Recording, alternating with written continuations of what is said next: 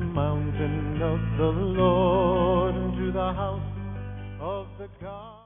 Shabbat Shalom, everyone. Shalom. Shabbat Shalom. Shabbat Shalom to our subscribers. We are grateful for every one of them, all 68 of them, but they are just as much a part of our little shul here as those of us who are here, really. And we've met some of them, believe it or not. We had some people come from Virginia and attend the service. It's very nice. And I encourage anyone else that would like to just come and observe the Shabbat with us. We would be thankful to have you join us.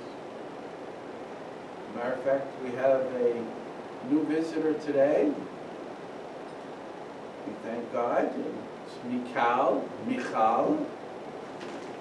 wonderful young lady, and we blew the shofar and she responded. Jehovah called her and she responded. So praise God. We're so thankful. Amen. So, our Parashah for today is Shemot, meaning names. We begin the book of Shemot, which is Exodus. Okay? And I'm going to continue in the same vein of what I feel God wants me to convey to all of you. It's very, this is really not about us.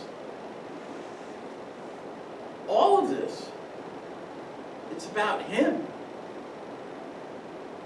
We need Him. We can't survive without Him. Let's be honest. We would be in a very, very precarious place if we didn't have Him. If He didn't call us out, we didn't choose Him, He chose us. We didn't seek Him out, He sought us out. Let's understand that. God sought out Abraham. Abraham wasn't wandering around the Ur of the Chaldees wondering, where are you, God? I got a whole bunch of little gods over here. There's got to be a bigger God. But God called out to him. And believe it or not, Rabbi Shaul in Philippians really characterizes what's going on. You want to understand what Yehovah has expressed in Parashah, Genesis, and what He's now going to unveil to us about His character and nature, we're going to see it here. But it's summarized in the book of Philippians, in the Gospels and the Epistles. How did we miss that? How did we miss it? Why do we disparage the writings of Rabbi Shaul, who was a Pharisee, who was one of the most educated men in his time? We ought to rethink where our hearts are at.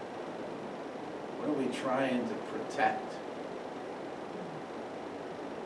What territory are we trying to secure for ourselves?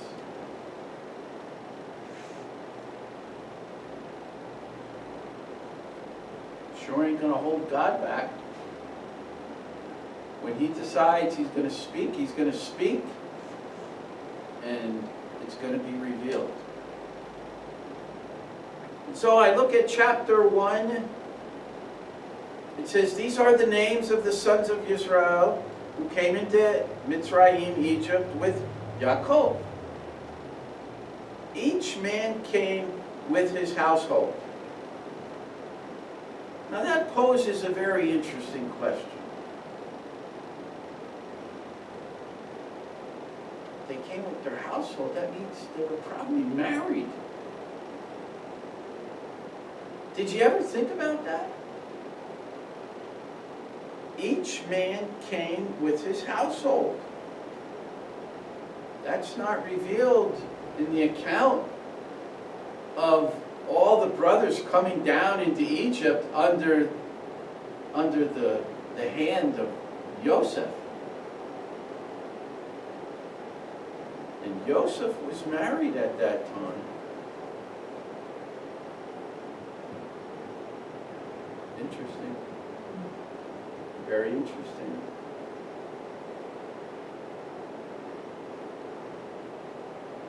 It says that in verse 7, the descendants of Israel were fruitful, increased abundantly, multiplied, and grew very powerful. The land became filled with them.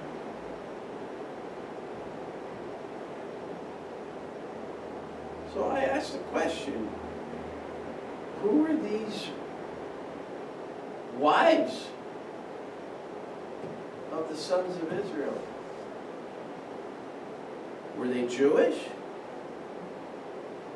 Well, there's a little bit of a numerical conflict here. Because as I read a little further, it says that 70 came down into Egypt with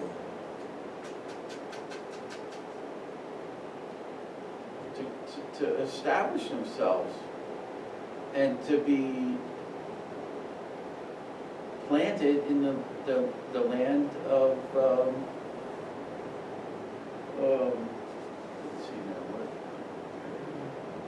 I just had it on they had to put them there, I know that, because they had sheep. And in Ramses. Was it Ramses? No, not Ramses. Oh no. No, they couldn't stay in Ramses because one of the gods of the Egyptians was, I don't remember the name, but it was the image of a lamb. And that's interesting. Okay.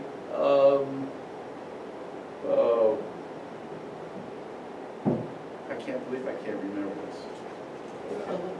I'll look it up. I'll remember it. It's a very fertile land, very fertile area. Okay. But my focus here is on who were the wives of the 12 or 11 tribes. And where did they come from? When did they meet them? If there was only 70 that came down, okay, I have it here somewhere. That's what I've been.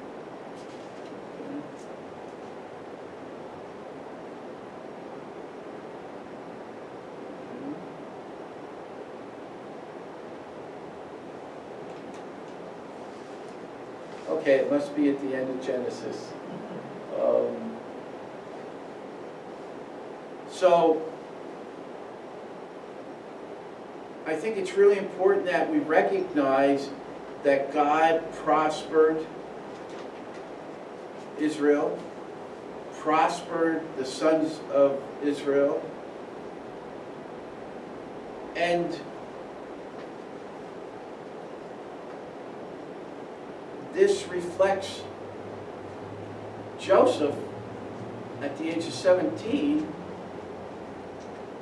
the results of his dream That was his dream before he was thrown in a cistern and sold off to Egypt. He was 17. And last week I pointed out the correlation between the numbers of him being 17 and the remaining years of Jacob's life, or Israel's life, after they had occupied and been settled in, I can't think of the name again. Yeah, well, just bear with me. This is not a comedy show. I just want you to know that.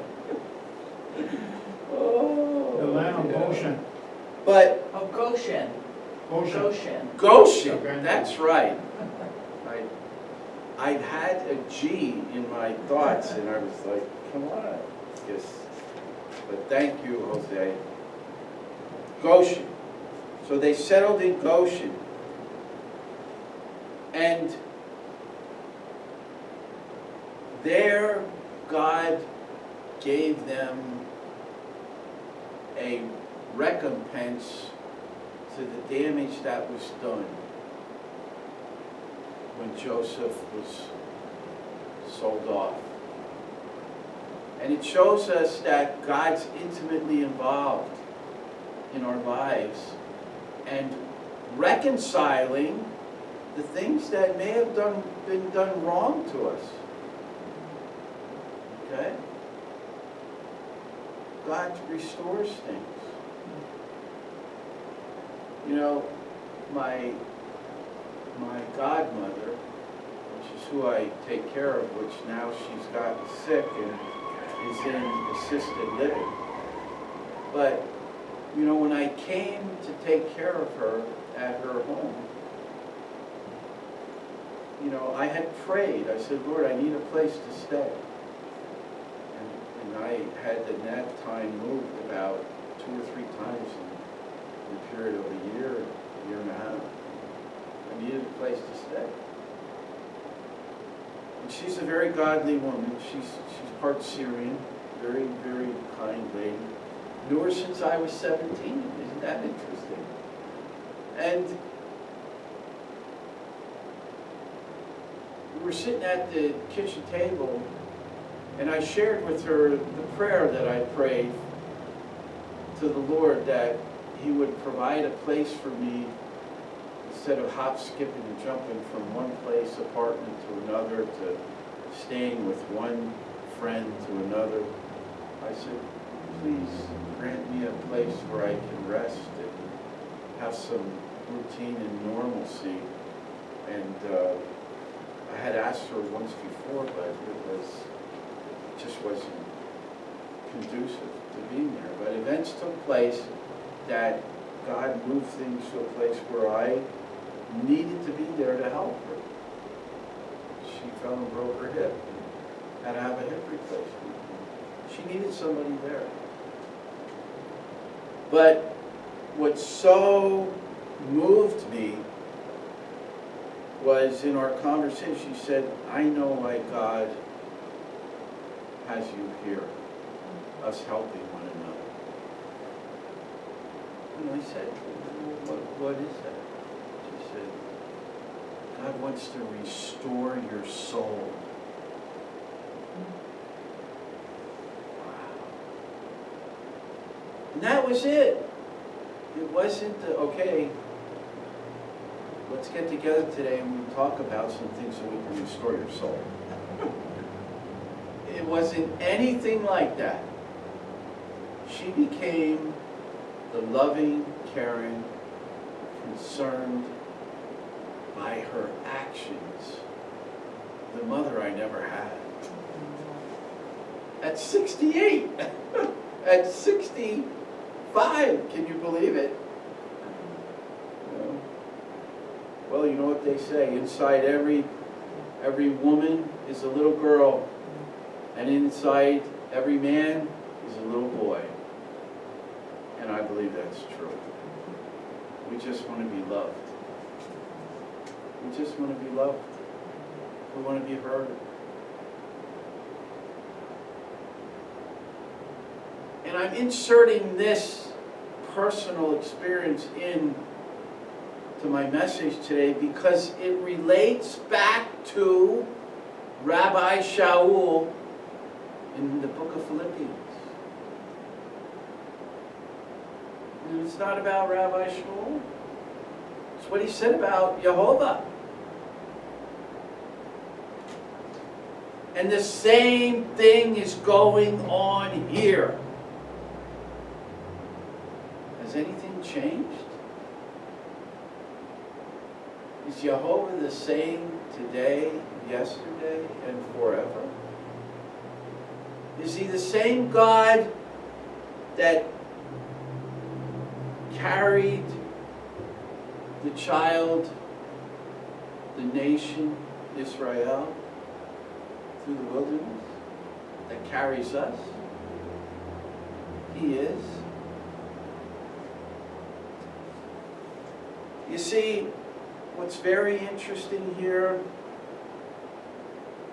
it says that, I'm going to go back to Genesis briefly, chapter 37, and read this, because I think it's really important. It says, verse 9, he had another dream which he told his brothers.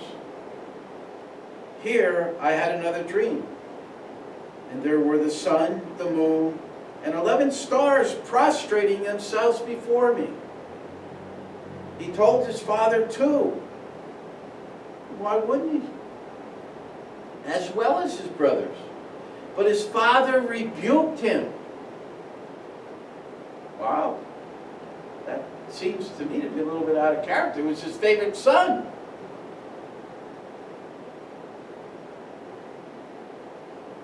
And he said, what is this, your brothers? What is this dream you have had? Do you really expect me, your mother, and your brothers to come and prostrate ourselves before you on the ground? Huh. You know what? I don't even really think that meant anything to Joseph. That's not where his heart was at. That is not what mattered. Because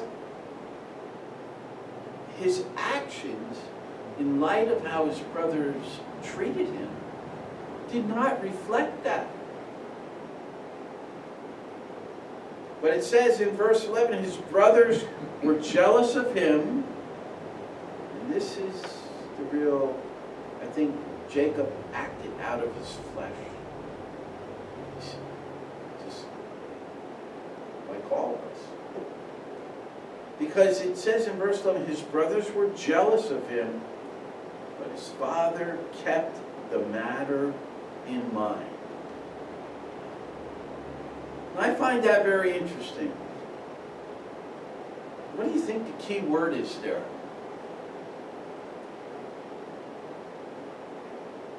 I find it very interesting. It jumped out at me. Kept. The word kept. You know why? Because that word is shamar.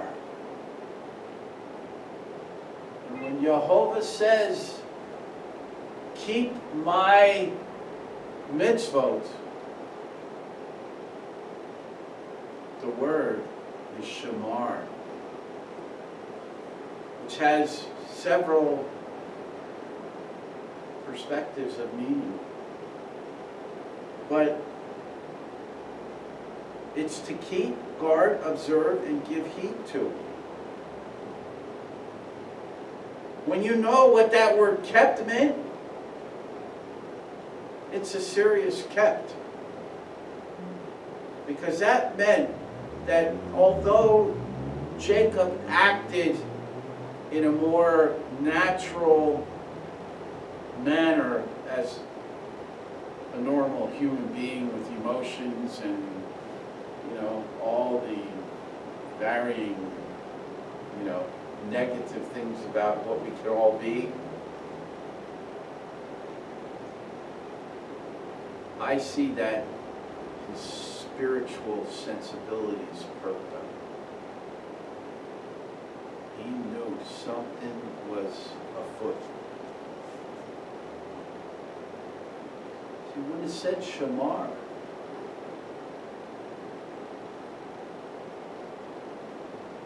Give heed to, observe, guard.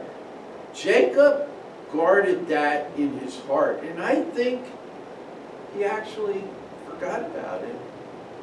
Fast forward to him seeing Joseph. It all rushed in on him all at once when he saw that Yosef was alive.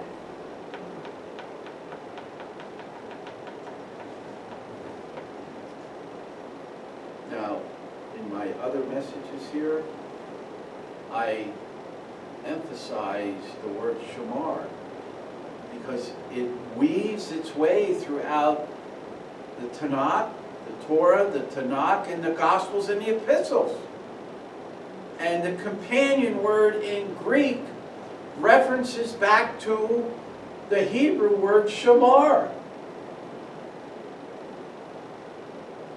And what were we to do as the Jews, as the Hebrews? God gave us the Torah to do what? To shamar it, to guard it, to protect it, to see that it never passes away or becomes diluted or erodes into lawlessness. We'll be held accountable for that. That we were charged with. And we said at the foot of Mount Sinai, when we get to that, Moses, you go ahead up and talk to him. We'll wait here. Whatever he tells us to do, we'll do it.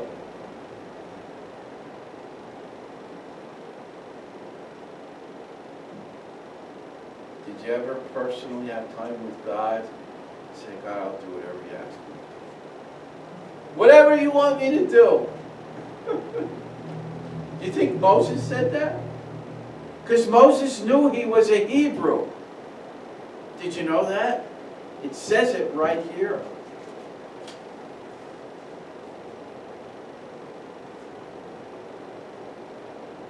The conflict between Joseph and his brothers and being reunited was somewhere between 2000 and 1600 BCE. Pharaoh Ramses II, whom Moses faced, was somewhere around 1400 BCE or even 1446 BCE. You see, the number 17 is the number 10 plus 7, which is a spiritual perfection and awakening.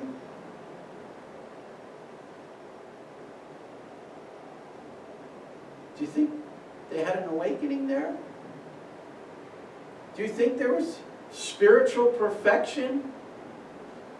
Do you think that an era, a dispensation, came to a close? And God was ushering in the commencement of a new one? What was God's promise to Abraham? 430 years until our people, your descendants, will return to this place. This was the beginning of a new dispensation, of God revealing himself to his people and expanding his intimacy and engagement in the affairs of a nation and a people specifically.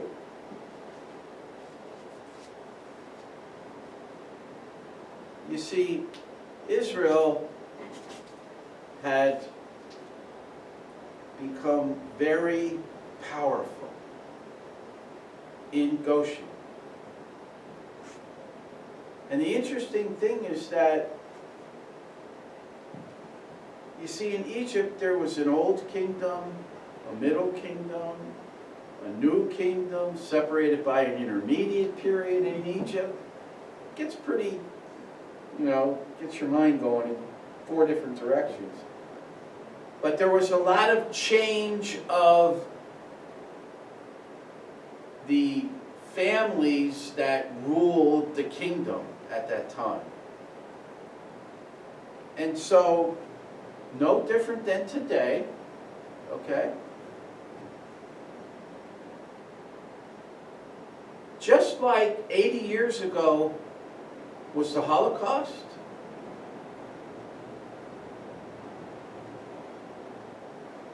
well, if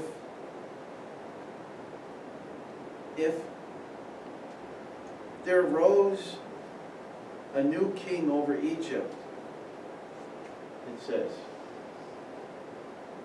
he knew nothing about Yosef and what Yosef did for Egypt. He was ignorant. He had no idea. Do we have people 80 years today that think the Holocaust never happened? There's a whole movement throughout the whole world against the Jews. Just like Ramses. There arose a new king over Egypt. He knew nothing about Yosef.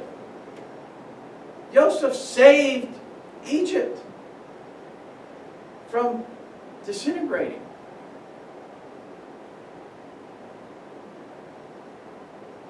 So the potential to forget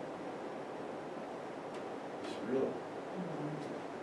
So now we understand why there was no affinity towards Moshe by Ramses and his people. They didn't really care. Who are these people? I'm the king. Yeah.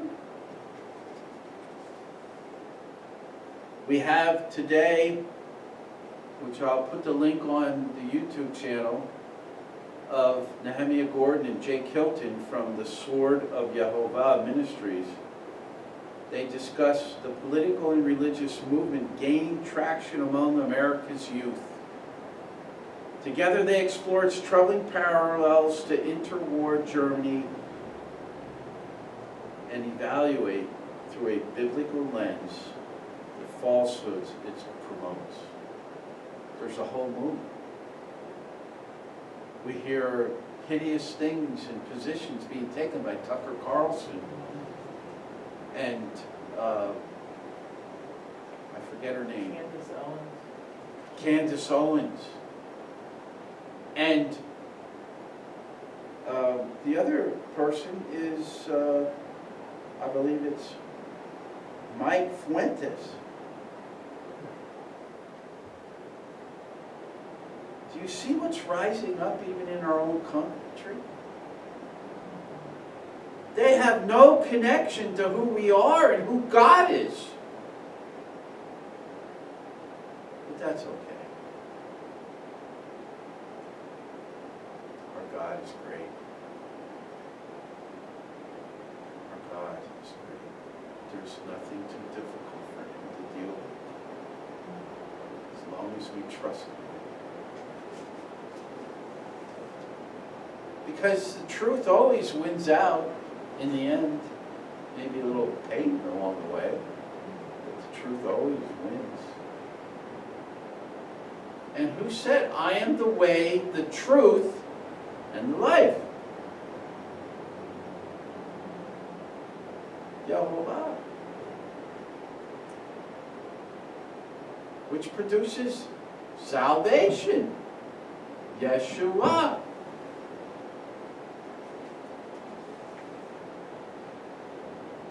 So, what we see happening here is that this new king, the leader, Pharaoh, thinks nothing of Moses.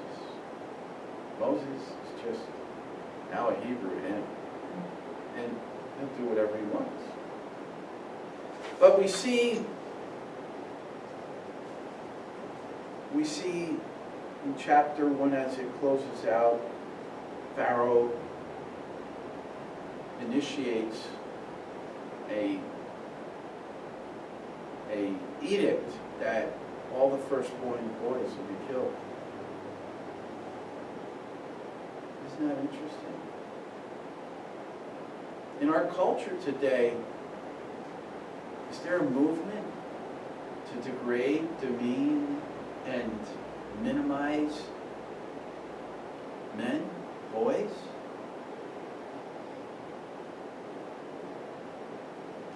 Kind of interesting. What do you think's behind that? Is it the people? Remember, I say this all the time. Everything begins in the spiritual realm and manifests itself in the physical realm. And I said this last week and I'm going to say it again. If in the book of Revelation, God and the Apostle John recognizes that and writes that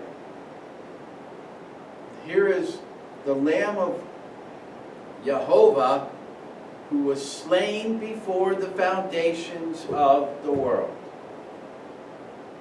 That means in the spiritual realm, the whole process of the Lamb being slain for the atonement of mankind took place. It just took time for it to be manifested in the physical realm here amongst us. And so that spirit, which is quite frankly Lucifer, the evil one, because he knows his time is at hand. So who he's going after? The sons of God.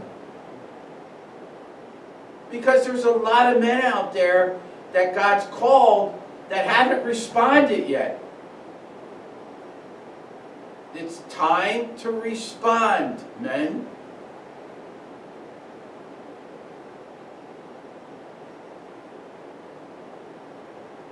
Take up the sword of the word and respond.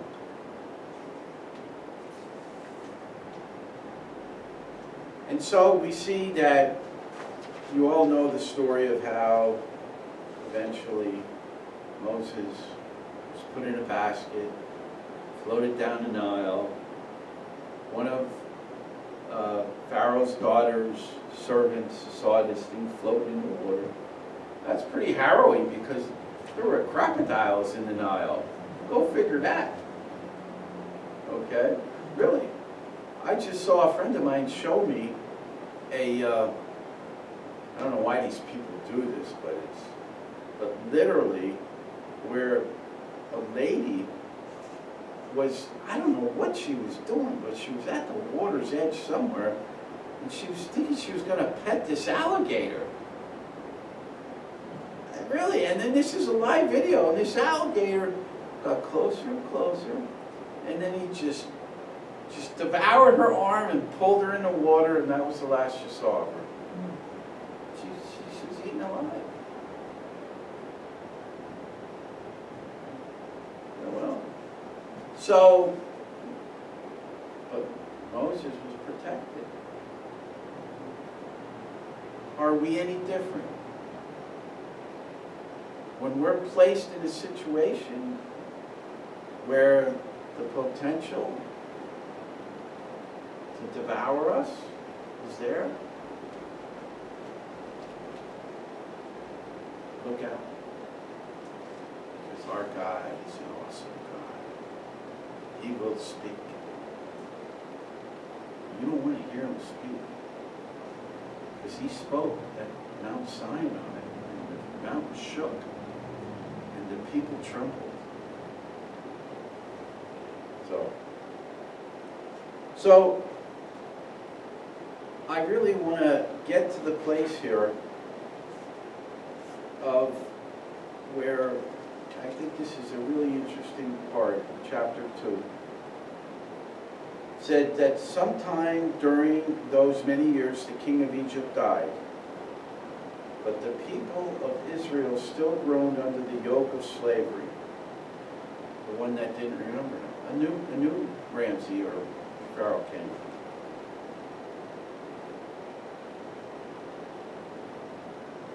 But the people of Israel still groaned under the yoke of slavery. And they cried out for God to rescue them. And their sounds came up to God. And God heard their groaning, and he remembered his covenant with Abraham. Isn't that interesting?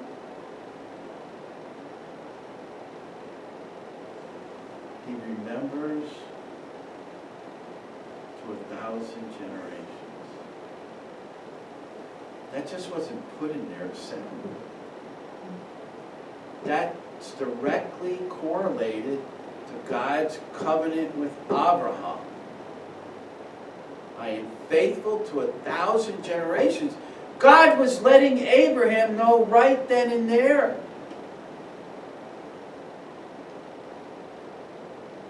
He was letting Moses know, despite all the craziness and rebellion that occurred in the wilderness. And that applies to our own lives, because we've gone through various situations in our life. God's faithful to 1,000 generations. You don't know the prayers your parents prayed, or from whence you originate your parents back and back and back. You don't know. I don't know. We talked about the lost 10 tribes. We don't know. But God's bringing those 10 tribes back. Not through some complicated, perfect, laid out, documented, legal order. And God said, I'm going to call them back from here. I'm going to strike the chord that stirs up the knowledge and the desire for my Torah. I'm going to bring them back. It's happening. And so we see that God responded. And I think it's important that we know that we have our issues and God will respond.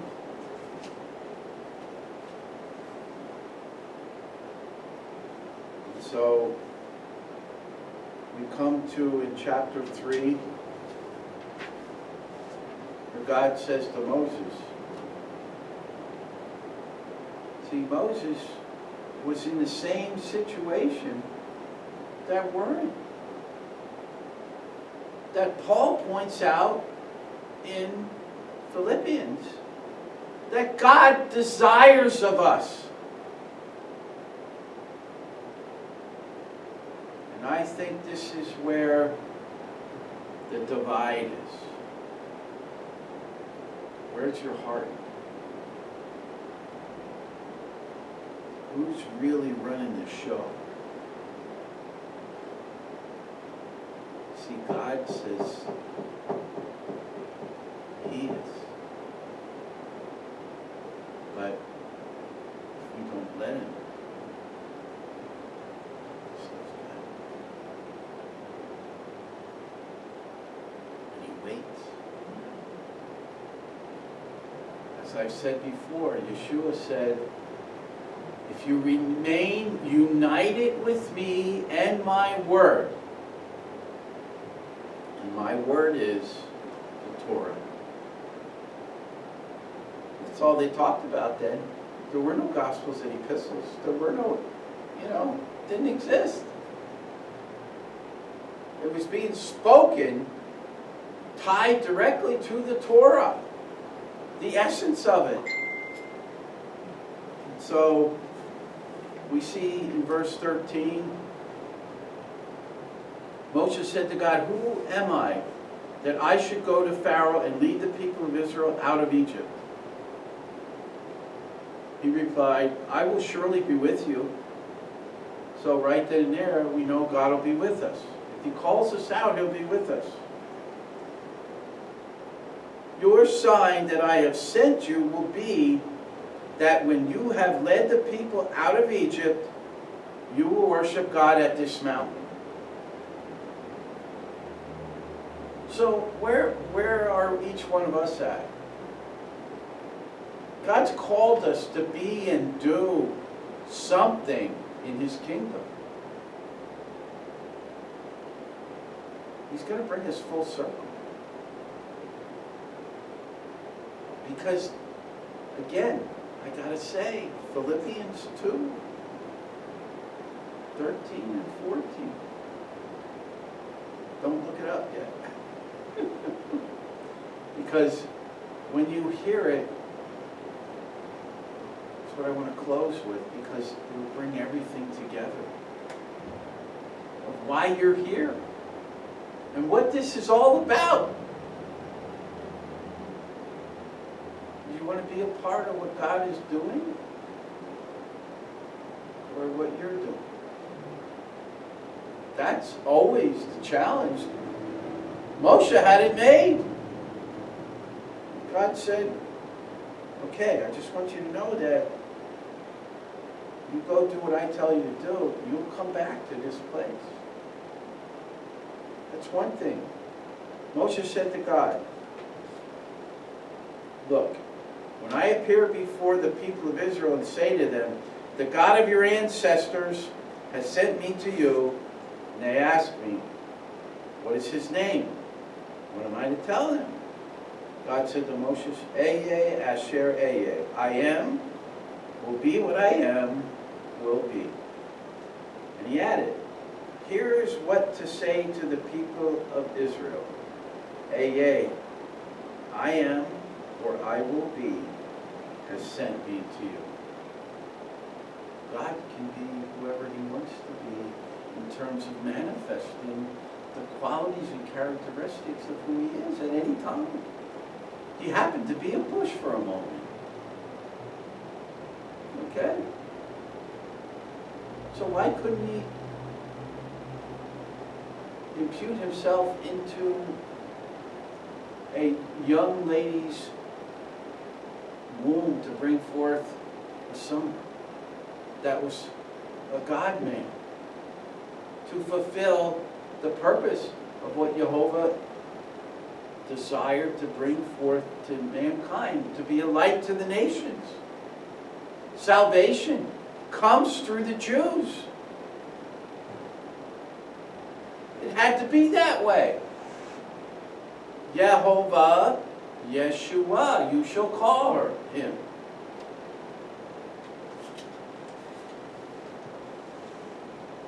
Say this to the people of Israel. God said further to Moshe, say this to the people of Israel.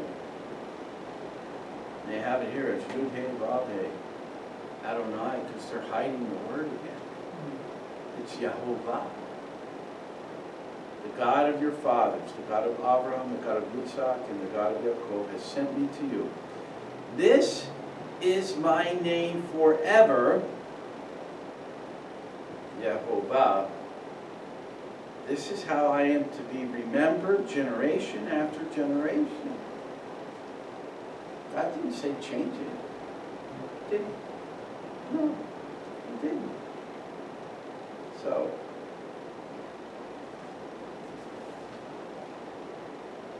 go, gather the leaders of Israel together and say to them, Adonai, the God of your fathers, the God of Abraham, Isaac, and YaAkov, has appeared to me and said, I have been paying close attention to you and have seen what is being done to you in Egypt, and I have said that I will lead you up out of the misery of Egypt to the land of the Canaanite, to the promised land. Then you will come, you and the leaders of Israel, before the king of Egypt, and you will tell him, and this is really important to recognize, let us go 3 days' journey. You say this to Moses, tell the Pharaoh, the desert, so that we can sacrifice to Yehovah our Elohim. I know that the king of Egypt will not let you leave unless he is forced to do so. Second thing God said to Moses, he's not going to let you go. You already know that. So be prepared. You're going to return to this mountain, and you're going to go and you're going to ask to be released to go and worship me, and he's not going to do it unless he's forced to do it. But I will reach out my hand and strike Egypt with all my wonders. He doesn't call them plagues. He calls them wonders. That I will do there. After that, he will let you go. Moreover, I will make the Egyptians so well disposed toward this people that when you go, you won't go empty-handed. Rather, all the women will ask their neighbors and house guests for silver and gold, jewelry, and clothing, with which you will dress your own sons and daughters. In this way, you will plunder the Egyptians. Did that happen? Sure did. We'll get to that in future Parashahs. But so you're going to return to the mountain. He's not going to let you go. I'm going to dispose all the people of Israel, give to you all their riches. Okay, well, it sounded pretty good. Okay. And then Moses' response. Good picture of who we are, how we respond when God says go and do so. Moshe replied, but I'm certain they won't believe me. Now just imagine the creator of the universe is giving you instructions and is telling you what's going to happen, and you don't trust him. He's face to face with you, telling you what is going to unfold, and you're questioning him. I'm certain they won't believe me. They won't listen to me when I say, because they'll say, Adonai did not appear to you. Boy, isn't that like us Jews? We didn't believe that Yeshua was the Moshiach. When all along, he always referred to the Father. He did not declare he was God the way we in our minds think of God. Because if that were so, we wouldn't be reading where it says that he's seated at the right hand of the Father. If he were the king and God, he'd be on the throne, but he's not. He's just seated at the right hand.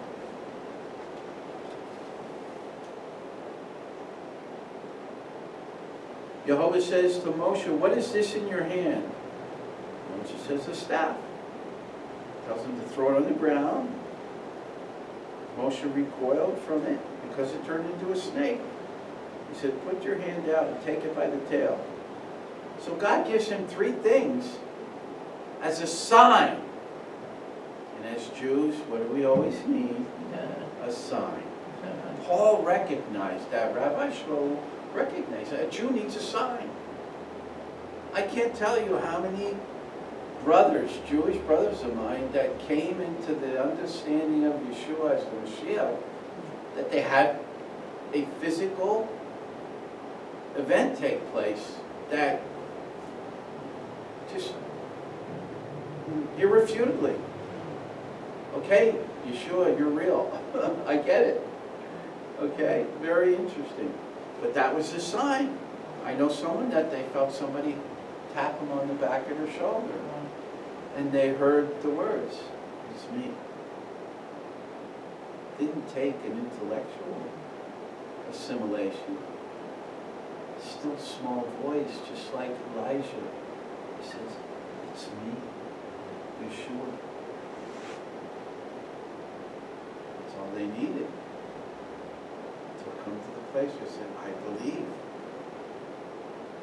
God's tapping a lot of shoulders out there, believe me.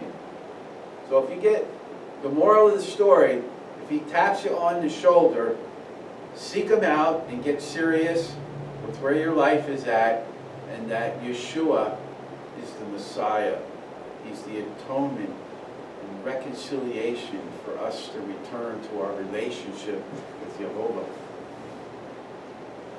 It says, now put your hand inside your coat, and he did it turn to leprosy. Okay?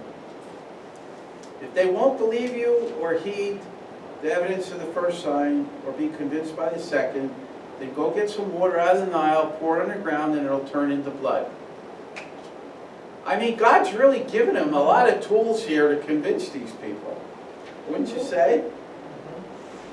Okay. And here we go again. He says, I'm a terrible speaker. Moses says, after God gives him these 3 tools to convince him, he says, yeah, but I'm a terrible speaker. And I'm no better now, even after you've spoken to your servant. God just spoke to him, and he's no better. Okay. My words come slowly, my tongue moves slowly. Adonai answered him and said, who gives a person a mouth? Who makes a person dumb? Remember this. This is really important when you experience meeting people that are handicapped. Who gives a person a mouth? Who makes a person dumb or deaf? Keen-sighted or blind? Isn't it Jehovah? I've had so many people want to pray for me with my ears. I've had ear problems since I was 8 years old. I should have been healed 100 times by now. I don't have an eardrum here. I have a hole in this eardrum. Some people say I have a hole in my head, but what can I say? Maybe. So, but the point is I don't see it as, I've been pushed over, and I'm like, God's going to heal me. I'm going to know it. And you ain't going to have to push me over. Let me tell you that right now. It'll just be. And I just honor him. It's up to him. And so he then says to Jehovah, Lord, send someone else. Anyone you want. And then what happened? God got really upset. You know why? Because of what he said in Philippians 2:13 and 14. Isn't that interesting? We'll find out. See, God was doing something in Abraham's life, Yitzhak's life, YaAkov's life, and we read about it. Now we're reading about Moses. He sure was a merciful, the most humble man in existence, but I don't know. He just didn't trust God. He didn't, And I don't claim to be any different and any less capable of responding like Moses, But it's interesting. He says, please, Jehovah, send someone else. I can't do this. I felt that way on times in my life, and I'm sure you all have. But, when we crossed the Sea of Suf, we had to step out and take a chance. Can you imagine what went through their heads when they were halfway across? Well, I hope these walls don't come in on us. Wow. Amazing. And so, one of the things I want to point out that is really important, again, do you know God told Moses the last plague before he even did the first one? Did you know that? God told Moses what the last plague was going to be before he even executed and manifested the first plague. Well, how do we know that? In chapter 4, verse 22. Then he's telling Moses, he's saying, you're to tell Pharaoh, Israel is my firstborn son. I have told you to let my son go in order to worship me. But you have refused to let him go. And God says, well, I will kill your firstborn son. There you go. This is all taking place where God is revealing everything to Moshe. This is before he even goes back. And so,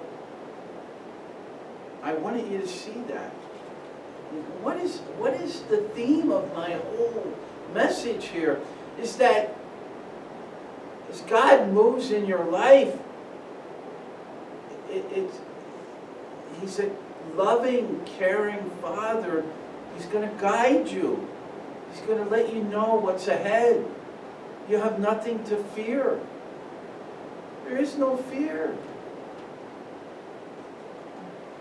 And what's another sign of that? We see back here where I mentioned that God told Moses to pick up his staff, right? Where was that at? There.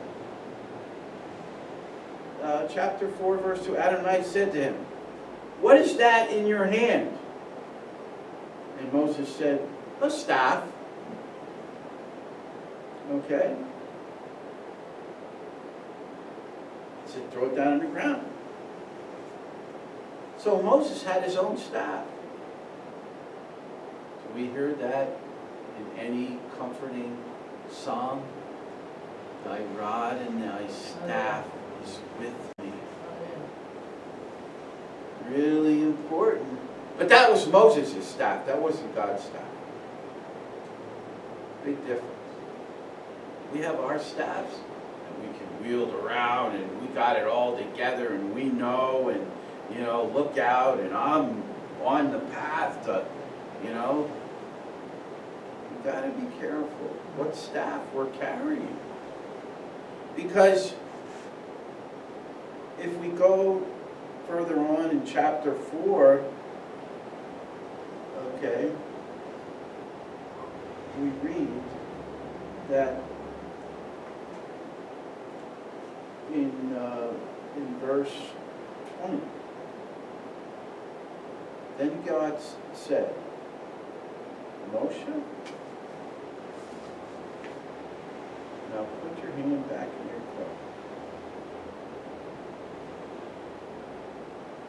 We go further down, verse 17. God says, this is after Moshe had his staff.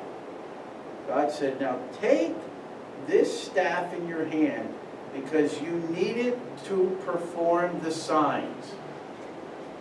You hear that? God's not telling him to pick up his staff. He's saying, now take this staff. That tells me there's another staff other than Moses' staff. He had to have one. He was grazing the sheep in the desert. Because you will need it to perform the signs. Okay? So Moshe left, returned to his father Yitro, and he then met his wife. And it's interesting. Moshe took his wife and sons, this is when he was getting ready to leave, and put them on a donkey and started out for Egypt. And it says, Moshe took God's staff in his hand. Moshe wasn't performing the things he did with his staff. he had the staff that God told him, take my staff. Guess what? If we're not walking with God's staff, thy rod and thy staff is with me, and it comforts me. Well, why would it comfort him? Because what did God say to Moshe? Take this staff because you'll need it to perform the plagues. Yours ain't going to work. Again, what is God doing? He's giving him everything he needs to carry out the mission, the vision that God gave him to do. Are we any different in our own lives? Because we may not be leading the nation of Israel, but we live within a sphere of influence of people around us.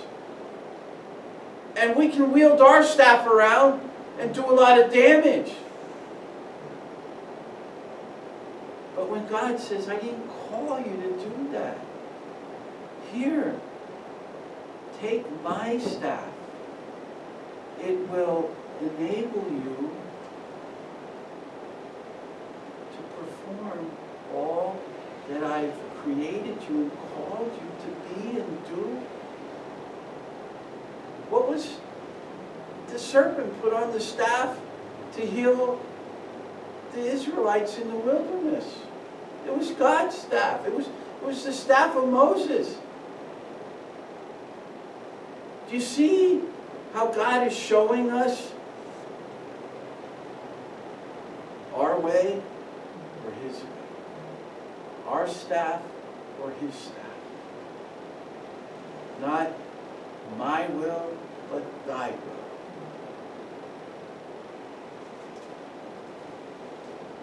I mean, it's pretty amazing where God comes right out and tells Moses, this is when he's just after he got on the donkey to go back to Egypt and hadn't even gone back to tell Pharaoh to let my people go. God said, yeah, tell him this. Israel's my firstborn son. I have told you to let my son go. You keep messing with my son, I'm going to kill your son. That's what he said. God has the authority to terminate life, our life, at his will. He's the one that created it. And we follow this all the way through to where Moses encounters Pharaoh. Now, who's Pharaoh? Who's symbolically Pharaoh? Lucifer. What's Egypt symbolic of? The world. What's being led through the wilderness to the promised land a symbol of? Our journey through life. All the ups and downs and crazy things we experience. But when God comes to us and reveals himself to us and shows us his way and gives us the tools we need to fulfill and complete the vision and the dream and the purpose for which he created us. I'd call this the great architect of the universe has a plan. Do you want to be a part of it or not? And I think if you're a believer, if you're truly a believer, I think the cry of your heart would be, there's only one Philippians. In the book of Philippians, chapter 2, verse 13 and 14. The cry is for God. Paul is conveying this, that he may work and will in you. Is he working and willing in you? What is he working? His grand design and plan of bringing forth the knowledge of his kingdom and using you as an instrument and a tool in his hands to glorify him and restore the people within the sphere of your influence. Not with your staff. You shouldn't be doing this. You shouldn't be doing that. You know where God's staff is? It's in a closet on your knees, praying for that person.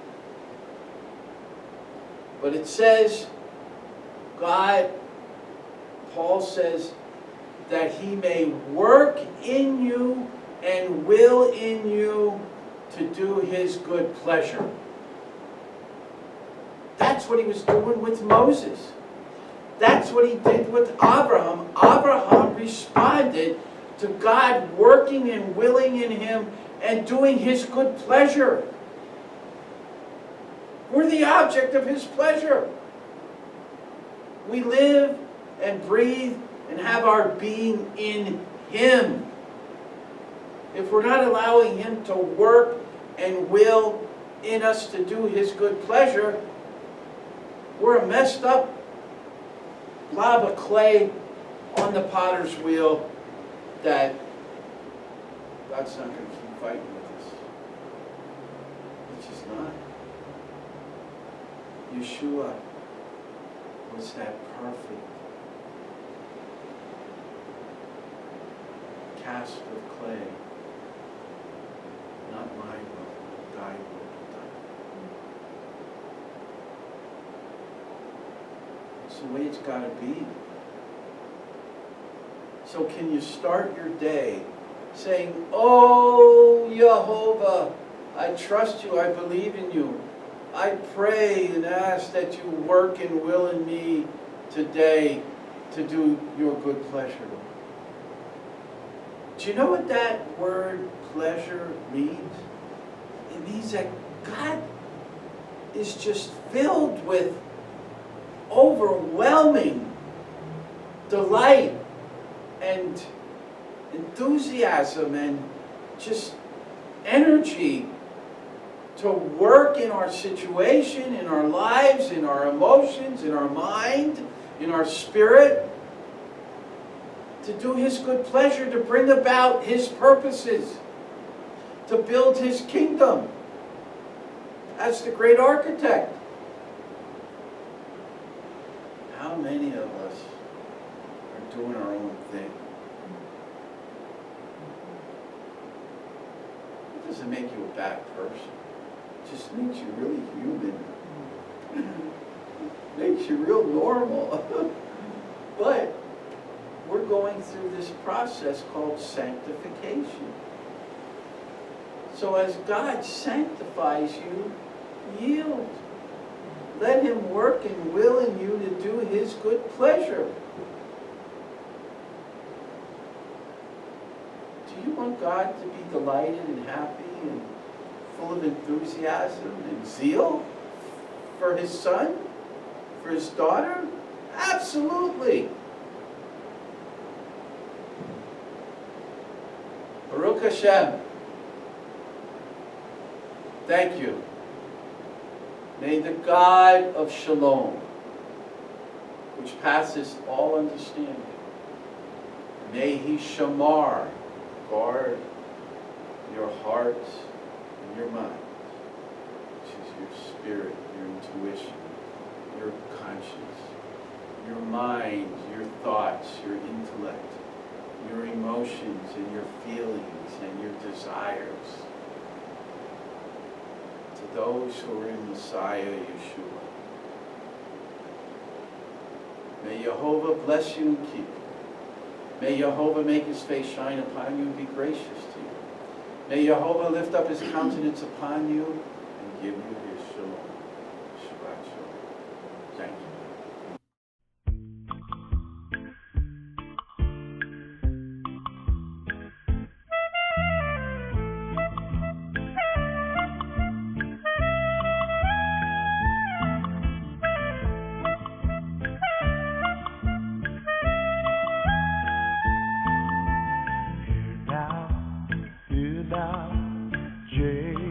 my servant